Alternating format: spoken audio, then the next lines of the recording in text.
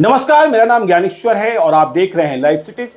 मेरे साथ news room में हैं नलिन वर्मा जी, बिहार के सीनियर जर्नलिस्ट हैं, पंजाब में टीचर हैं और इन्होंने कई किताबें लिखी हैं, Gopalganj to Raisina, the greatest folk tales of Bihar, और इसके साथ एक नई किताब आ रही है बिहार के ग्रामीण जीवन की संस्कृति पर।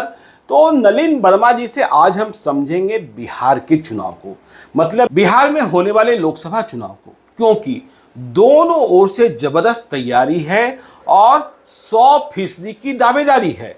बीजेपी कह रही है, अमित शाह कह रहे हैं 40 में 40 जीतेंगे, और इधर नीतीश कुमार, लालू यादव, तेजस्वी यादव कहते हैं जब हम सभी एक साथ हैं तो फिर एनडीए का खाता कहां से खुल रहा है। लेकिन कहने वाले ऐसे लोग भी कहते हैं कि नीतीश कुमार पलटूराम है, उन्होंने अपनी जमीन खो दी और अब यहाँ बीजेपी का परचम लहरा सकता है। नलिन वर्मा जी, आपका अनुभव क्या कहता है? नीतीश कुमार जी ने महागठबंधन के साथ सरकार बनाकर कितना लाभ प्राप्त किया है, कितना नुकसान प्राप्त किया है, और बीजेपी ने तो अपने साथ अब जीतन राम मांझी को भी, उपेंद्र कुशवाहा को भी, चिराग पासवान को भी, और आगे आने वाले दिनों में मुकेश सहनी को भी जोड़ने की तैयारी कर ली है। यह लड़ाई कितनी दिलचस्प होने जा रही है? देखिए, हम लोग स्टैटिस्टिक्स, जो गणित है या जो केमिस्ट्री है, उस पर बात थोड़ा करें तो हम लोग ज्यादा आसानी से बातों को कह सकते हैं, जो लोगों को समझ में आ सकती है। 2014 से ही आप लीजिए, बीजेपी बहुत अच्छा उसी स्थिति में की है तब जबकि या तो नीतीश कुमार जी के साथ लड़ी है या नीतीश कुमार जी और लालू प्रसाद जी अलग अलग लड़ गए हैं और बीजेपी भी लड़ी है। दो की लड़ाई में तीसरे को काम आ गया, फायदा हुआ है। तो 2014 में लगभग ऐसी ही स्थिति 31 सीट्स आई थी एनडीए को, एनडीए 22 को आया बीजेपी को। अब देखिए, 2015 का चुनाव एक बहुत बड़ा बैरोमीटर है जिसमें जिसकी बात आपने कही, ये जीतन राम मांझी जी, उपेंद्र कुशवाहा, चिराग पासवान के पिता जिंदा थे, रामविलास पासवान जी थे, उनकी पार्टी डिवाइडेड में नहीं थी। ये सारे लोग जो थे ये बीजेपी के साथ थे बिहार विधानसभा चुनाव में। उस चुनाव में इन लोगों को 53 सीट बीजेपी को आया, पूरे एनडीए को 58 सीट आया था और 178 सीट जदयू को, और मतलब अलायंस को आया, महागठबंधन पार्टी अलायंस को आया, कांग्रेस, जेडीयू एंड आरजेडी को मिला करके। वोट इन लोगों को 31%, 31 पॉइंट कुछ परसेंट आया, उनको 41% वोट आया। अब गणित के आधार पर या केमिस्ट्री के आधार पर, गणित के आधार पर बीजेपी ने इस 31% वोट में कहां इजाफा किया है? 31% या 34% हम भूल रहे हैं। अगर 34% भी मान के चले तो 41% से कम है, 7% का फर्क है, 7% का फर्क। अब ये देखना पड़ेगा कि बीजेपी ने इसमें कहां पर अपना इजाफा किया है, जबकि महागठबंधन में आपको लेफ्ट उसके साथ जुड़ा है, जिसमें सीपीआई-एमएल बहुत ही कैडर बेस्ड वोट वाली पार्टी है जो उसके साथ जुड़ी हुई है, तो उसने तो इजाफा किया है। अभी कहते हैं कि नीतीश कुमार का घट गया तो उसका बढ़ गया, तो किस आधार पर आप कह देंगे? नहीं, बीजेपी के साथ मुकेश सहनी भी आ गए, जो एक इमर्जिंग लीडर साहनी समाज के उभरे हैं, और तो बीजेपी जोड़ रही है कि यह ताकत तो बढ़ी है। ठीक है, बीजेपी जोड़ रही है, अच्छी बात है, लेकिन क्या ये कहा जा सकता है कि मुकेश सहनी वो 7% या 10% वोट गैप को पूरा कर देंगे? नहीं कर देंगे। ये गणित है। केमिस्ट्री का जहां तक सवाल है, तो केमिस्ट्री में होता कि कोई नीति अपोनेंट कहते कि भाई पलटूराम है, यहाँ चले गए, वहां चले गए, लोग कह रहे हैं समाप्त हो गई है। लेकिन बात है कि भाई नीतीश कुमार जी 2015 में भी बीजेपी के साथ से आए थे ना, और तब बहुत बड़ी विक्ट्री हुई थी।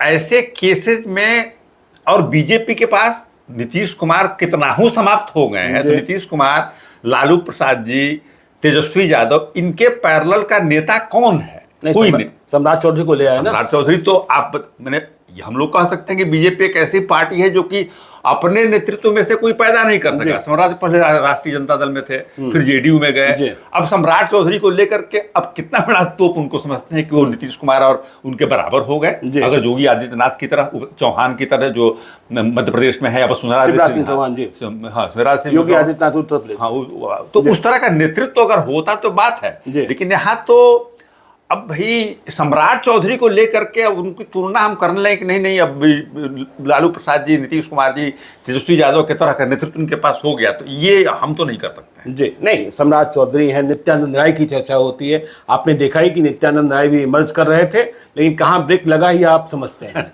जी। कहीं ब्रेक, किसी को कोई ब्रेक नहीं लगाता है। देखिए, एक नेतृत्व को खत्म करके पहले के इन लोगों की पॉलिसी होती है, अपना पार्टी का पॉलिसी है, उसमें कोई क्या कर सकता है। पहले मान लीजिए कि पार्टी के एस्टैब्लिश लीडर सुशील कुमार मोदी जी थे, जो 74 मूवमेंट के प्रोडक्ट थे, एक एक्सेप्टेड लीडर थे, इसमें कहीं से कोई डाउट नहीं, पॉपुलर भी बिहार में लोग उनको जानते थे। अब बीजेपी ने नई नेतृत्व को पैदा करने की कोशिश की, जिसके नाम नित्यानंद के नाम आपने लिया, सम्राट चौधरी, लेकिन 9-10 साल हो गए, लेकिन कोई भी नेता जो है उनके नेतृत्व दिखाई अभी नहीं पड़ रहा। अच्छा। जो पैरेलल आपको नीतीश कुमार जी या तेजस्वी यादव जी की तरह दिखाई पड़े, ऐसा नेतृत्व पुराने नेतृत्व खत्म होने के बाद से अभी हो नहीं। तो आपको लगता है आज भी यदि लोकसभा का चुनाव होगा 2024 में, तो महागठबंधन का पलड़ा भारी होगा, जो मैथमेटिक्स आप बता रहे हैं? ये मैथमेटिक्स और केमिस्ट्री दोनों के अनुसार पलड़ा तो भारी होगा, वोट उसके पास ज्यादा है जी, और ये आंकड़ों से एस्टैब्लिश्ड है, इसलिए बिहार में तो पलड़ा महागठबंधन का इस गणित के आधार पर भारी होगा ही।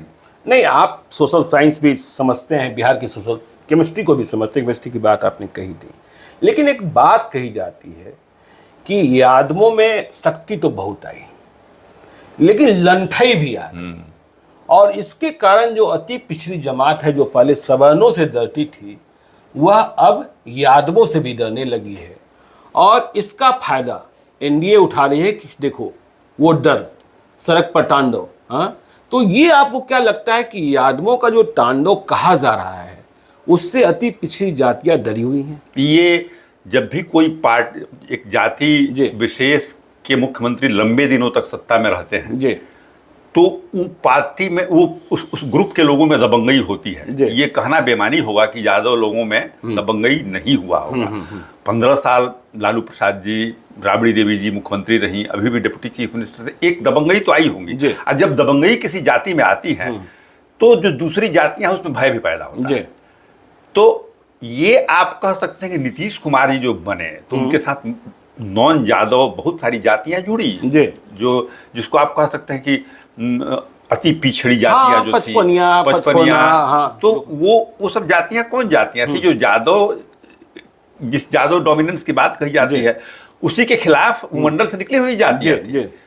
तो उस जातियों पर नीतीश कुमार जी ने रिजर्वेशन दिया है, उसको अपने साथ रखने के लिए बहुत सारे सोशल इंजीनियरिंग उन्होंने किए हैं, विमेंस रिजर्वेशन दिया है। तो उस जातियों में भी ठीक है, मैं ये नहीं कहता हूं कि यादवों की दबंगई का महसूस नहीं करते होंगे, लेकिन उनको अभी भी विश्वास नीतीश कुमार जी में ज्यादा होगा। नीतीश कुमार जी यहाँ पर हैं, इसलिए हमारा इंटरेस्ट जो है प्रोटेक्टेड रहेगा, इसलिए हम इन लोगों के साथ ही रहें। यादवों से जो जहां तक डोमिनेंस का सवाल है वो होगा, लेकिन उसके बावजूद भी ज्यादा नंबर में वो चूंकि नीतीश कुमार जी ने बहुत किया है उन लोगों के, इसलिए उनको रिप्रेजेंट करते हैं जी। लेकिन लोग कहते हैं भय बनाम भरोसा होगा, तो इसीलिए आप कहते हैं कि नीतीश कुमार पर विश्वास होगा। नहीं, मैंने नीतीश कुमार जी ने किया भी बहुत है ना। जैसे मान लीजिए कि रिजर्वेशन एनेक्सर 2 जो पहले थी, उसको एक तरह से स्थापित, अति पिछड़ों को ग्रामीण पंचायतों में, लोकल बॉडीज में रिजर्वेशन दिए, एक तरह से प्रोटेक्शन दिया उन लोगों को, तो जॉब्स में रिजर्वेशन दिए उन लोगों को, तो इस तरह से उनको भरोसा इसलिए भी है कि उनको मिला है जी। अच्छा, बीजेपी कह रही, जो आप कहते हैं कि बीजेपी क्यों जीत जाएगी या क्यों नहीं जीतेगी, जब हम चर्चा करते हैं कि नीतीश कुमार के लवकुश समीकरण को हमने ध्वस्त कर दिया है। कुर्मी उनके साथ रह गए हैं, कुशवाहा नहीं रहे हैं, और कुशवाहा यादव के बाद सबसे बड़ी जाति, क्योंकि सम्राट चौधरी, उपेंद्र कुशवाहा, तमाम नेता उधर ही खड़े दिख रहे हैं। तो इससे कितना नुकसान महागठबंधन को होने जा रहा है? महागठबंधन में से अगर कुशवाहा मान लीजिए कि निकल गए हैं, ये मैं बिल्कुल ही नहीं कहता हूं कि बिल्कुल ही नुकसान नहीं होगा, कुछ न कुछ पॉकेट्स में। लेकिन देखिए, अपने बिहार में अगर यादवों के नेता के रूप में किसी को देखिएगा तो लालू प्रसाद जी, ऐसे ही कुर्मी के नेता के रूप में देखिएगा तो नीतीश कुमार जी। लेकिन दूसरे जो नेता लोग हैं अपने जिले में कुछ जगहों पर प्रभावित कर सकते हैं। अब मान लीजिए कि उधर बिशन पटेल हैं, वो भी कुर्मी हैं, इधर कुशवाहा नेता भी इन लोगों के पास बहुत है, तो अपने जिलों में अब भगवान सिंह कुशवाहा कहीं से खड़ा होते हैं, तो वो छोटे कुशवाहा नेता है, ऐसी बात नहीं है। तो भूपेंद्र कुशवाहा जी जरूर प्रभाव डालेंगे, लेकिन वो जिससे नीतीश कुमार जी का पूरे बिहार स्तर पर एक कंट्रोल है, लालू यादव जी का यादवों के ऊपर कंट्रोल है, फिर भी रीतलाल खड़ा होंगे तो कहीं से वोट काट लेंगे, पप्पू यादव वोट काट लेंगे।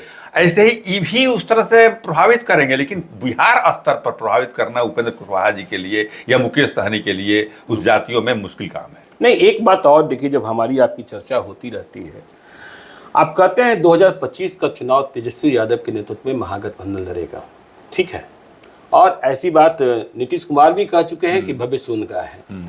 तो जब तेजस्वी यादव के नेतृत्व में महागठबंधन लड़ेगा, लालू यादव बीमार रह रहे हैं, नीतीश कुमार की उम्र भी थकान की ओर बढ़ रही है, तब आपको जेडीयू का भविष्य क्या दिखता है? जेडीयू देखिए, ये कोई भी कहीं पर राजनीति में वैकेंसी नहीं होती है, तीना फैक्टर काम नहीं करता है। नहीं, वहां पर वही नहीं कि अब देयर इज नो अल्टरनेटिव, हाँ, देयर इज नो अल्टरनेटिव काम नहीं, तीना फैक्टर काम नहीं करता है। तो अब ये डिपेंड करता है, नीतीश कुमार, ये तेजस्वी यादव नए नेता हैं, अब इनकी जिम्मेवारी बनती है कि जो पार्टियां हमारे साथ हो, चाहे जेडीयू हो चाहे एमएल हो, अपने भरोसा को हम कैसे उसके नेतृत्व में, चूंकि नेता तो यही है, बढ़ावें। तो आगे बहुत सारी चीजों को हम लोग को अभी ऑब्जर्व करना पड़ेगा। ये नहीं कि अब नीतीश कुमार चले गए तो पार्टी, एक जमाने में कहा जाता था कि कर्पूरी ठाकुर जी नहीं रहेंगे तो क्या होगा, तो ऐसा होता नहीं है। तो अभी नीतीश कुमार जी तो हैं, स्वस्थ हैं, राजनीति, राष्ट्रीय राजनीति कर रहे हैं, मुख्यमंत्री भी बने हुए हैं।